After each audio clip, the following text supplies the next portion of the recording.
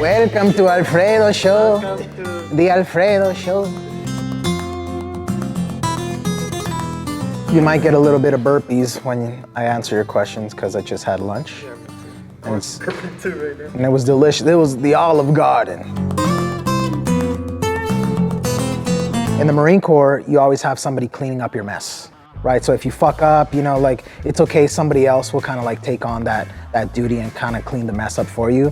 But in the film aspect, like, once you fuck up, it's like you fuck up and you have to own it. And there's no reshoots, there's no second chances sometimes, you know. There's large amounts of money involved. Coming out of film school and going straight to vet TV was like being thrown into the deep end of the pool.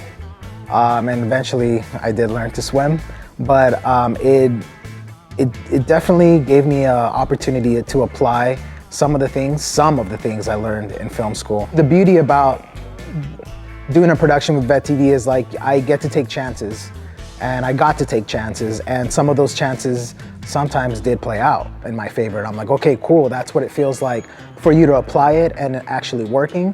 But sometimes you take a risk and it completely fails. I came into Vet TV with the foresight of like, okay, this is an opportunity to do a production, which was Kill, Die, Laugh. And I didn't think it was gonna go as far as it did. I'm actually surprised. There were a lot of kinks and a lot of growing pains, but it was a pretty cool thing because everybody kind of fed off each other. Like, one person had a problem, another person had a solution, and it kind of piggybacked off that, well, where we got to a point where we kind of fixed all like day one kind of problems. Like in KDL, there were like we didn't have that groove yet, like, you know, camera team and with the cast. And I remember sometimes when we were in a scene and, you know, things weren't going well, we didn't know how to cut, we didn't know how to get into that rhythm. And in the early days, like Kill, Die, Laugh, especially Grunt's Life, there were some issues that we didn't, the first time we ever dealt with these issues. It took us a little bit, and, you know, maybe some things in the post-production process where we're like, oh, okay, well, for next time, let's not do this. And now we're experienced enough that where there are problems, we kind of defer to like our previous productions and say, how did we deal with this problem back then and apply it now? Did you come into Vet TV maybe expecting to write someday?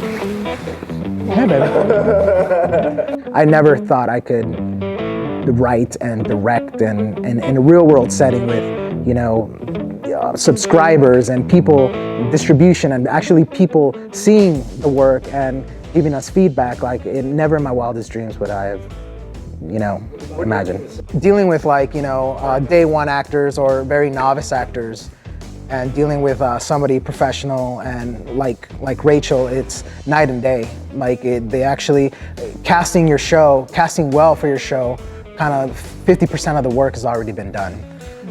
Because you go in there and you explain to the actor who this character is, and if they do their work and if they're really well prepared, like Exhibit A here, they kind of add to it, and 50% of the work has already been done. Well, for me, any job that I get on, I never look at it as like just a single job. Right. Those are relationships that you're building and hoping to build like a community of filmmakers and people that you trust and you enjoy creating with. So when I go into any job like that, and when I first got on with Kill, Die, Laugh, I thought it was funny. That was flat out, I read the script and I was like, yes. Yeah, the evolution from KDL to now to Bet. You tried out those kind of, you know, very raunchy, very dirty jokes, you know, very irreverent humor. Yeah. And it hit, like looking at the audience feedback and saying like, wow, this is really funny. We would like to see more of it. And we kind of like just added onto it every production. And now we're here and I know what I can get away with and what I can't get away with. It's a challenge to take on a role where women aren't necessarily always seen in that position because you're already going into it with that. But I always accept a challenge, and it's interesting because the Vet TV audience has responded so well to these types of strong female characters. My favorite character and kind of where this show, Bet, came from is the character of Gunny. And she was just Desperate Gunny. Well, Desperate Gunny, yeah. Good morning, Gunnery Sergeant. Private Kelly reporting as ordered. Relax, Private. At ease. It's just the two of us. What's your first name? Greg, Gunnery Sergeant. Please, Greg, call me Gunny. Aye, Gunny. She was a force of nature in a role where we normally see men. And for some reason, the audience latched on to her, and I fell in love with her performing it. And it kind of evolved from that character. I think we often need to see that role reversal. First of all, for women to see yourself a different way, and for men to see women in different ways also. You know, oh, that made me emotional. Shit.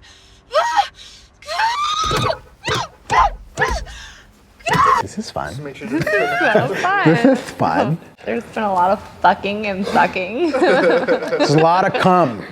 A lot of cum.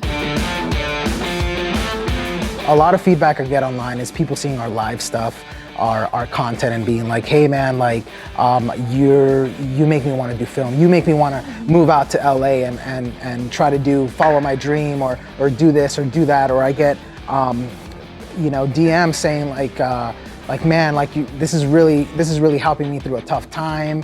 And that to me feels good, because if I wasn't even doing this, that person wouldn't have been heard, or that person wouldn't have had that insight or that motivation to be like looking at things from a different perspective. And if I could just make you look at things from a different perspective to better yourself, then I think that's a huge win. That's a very huge win. Yeah, and I'm not a part of the military community, but I absolutely feel a part of the Vet TV community, and it's a really magical one to be a part of, because everybody is equal. Nobody, it doesn't matter what role you have, actor, director, PA, camera, everybody's equal and everybody's treated equally, and that is special. And also it's great to like get feedback, like, yeah, me and my boys got together and we watched the Vet TV, and then we went out fucking drinking or doing, we got together after like a 15-year span. That to me is tight. That to me is really cool, and it kind of puts like it gives me a reason to do this too. Yeah, because we love to do this process, right? Like, I love to act. It's such a wonderful joy, and I'm so grateful that I do it for a living. But what we're doing is truly for the audience, hands down. Yeah.